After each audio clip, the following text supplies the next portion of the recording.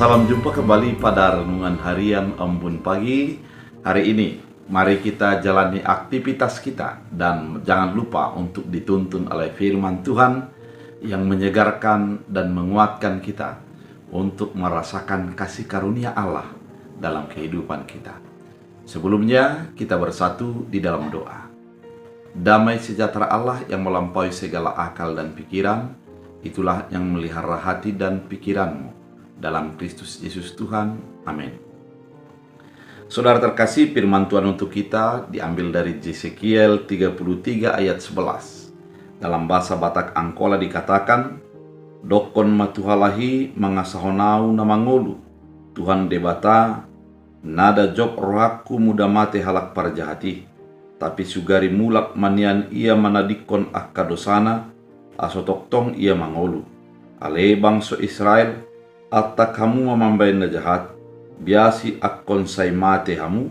Dalam bahasa Indonesia, katakanlah kepada mereka, demikian demi aku yang hidup, demikian firman Tuhan Allah, aku tidak berkenan kepada kematian orang fasik, melainkan aku berkenan kepada pertobatan orang fasik itu dari kelakuannya supaya ia hidup. Bertobatlah, bertobatlah dari hidupmu yang jahat itu. Mengapakah kamu akan mati, hai kaum Israel? Demikian firman Tuhan. Saudara terkasih di dalam Kristus Yesus, kalau kita ditanyakan apakah kelebihan ataupun apakah yang luar biasa dari Allah tentang pengampunan bagi hidup kita, coba kita bayangkan bagaimana kita hidup sebagai manusia. Kalau ada orang jahat atau ada orang yang tidak sesuai dengan hati kita, bagaimana respon kita kepada dia?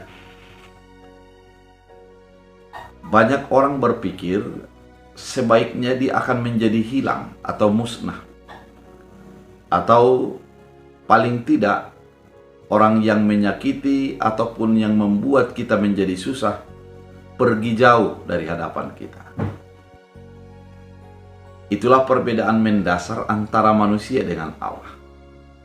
Allah yang kita kenal itu menghendaki agar pertobatan orang-orang yang durhaka, dikatakan pada firman Tuhan, orang-orang fasik.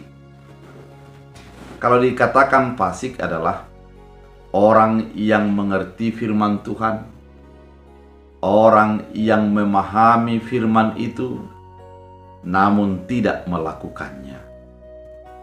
Hanya sebatas pemahaman, tidak sampai kepada tindakan. Orang fasik diharapkan oleh Allah untuk bertobat dan merubah cara hidup, yaitu jangan mempercayai hanya sebatas pola pikir, namun harus sampai kepada tindakan-tindakan kehidupan kita. Saudara terkasih, firman Tuhan yang dikatakan kepada Yesekiel ini mengingatkan orang Israel yang dianggap fasik itu untuk merubah diri, bertobat, karena Tuhan menginginkan pertobatan. Tuhan menanti perubahan dan tidak menginginkan kematian daripada orang yang dikasihinya. Karena memang meskipun manusia itu jahat, meskipun manusia itu durhaka dan jauh daripada Allah, namun Allah mengasihinya, menginginkan perubahan dari hidup manusia itu, sehingga melakukan yang berkenan kepada Allah. Saudara terkasih di dalam Kristus Yesus, ketika kita bertobat, mengubah diri, dan menjadi dekat dengan Allah, pada saat itulah kita menjadi berkenan kepada Allah. Allah tidak menginginkan kita untuk menjadi mati dan menjauh dari Allah. Oleh karena itu dikatakan, bertobatlah dari hidupmu yang jahat itu.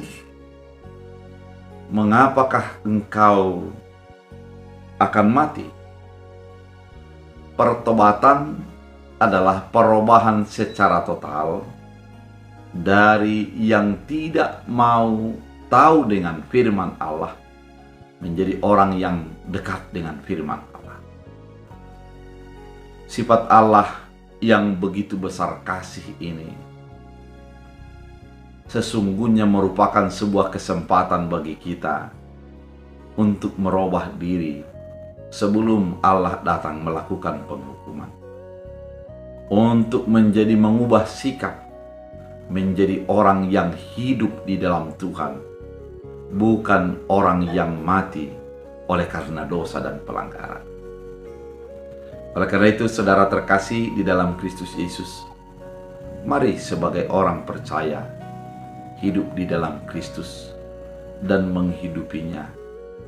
Dan mari kita manfaatkan kebaikan Allah yang menanti pertobatan kita sebagai kesempatan untuk mengubah diri dan datang kepada Allah.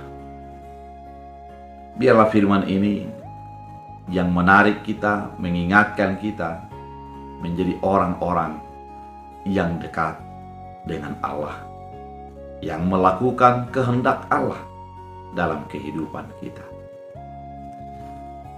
Allah menantikan pertobatan dan manfaatkanlah kasih Tuhan dalam menanti pertobatan kita. Kita berdoa. Terima kasih Tuhan Yesus atas firman yang begitu indah, mengajak kami, mengingatkan kami untuk menjadi dekat dengan Allah. Biarlah kami merubah diri sehingga kami mengandalkan Tuhan. Terima kasih Bapa atas kebaikan. Biarlah kebaikan menjadikan kesempatan bagi kami untuk menjadi yang hidup, bukan mati di dalam siksaan dan dosa. Sembuhkan yang sakit, kuatkan yang lemah, yang bergumul Engkau tuntun. Dalam Kristus Yesus Tuhan. Amin. Tuhan Yesus memberkati.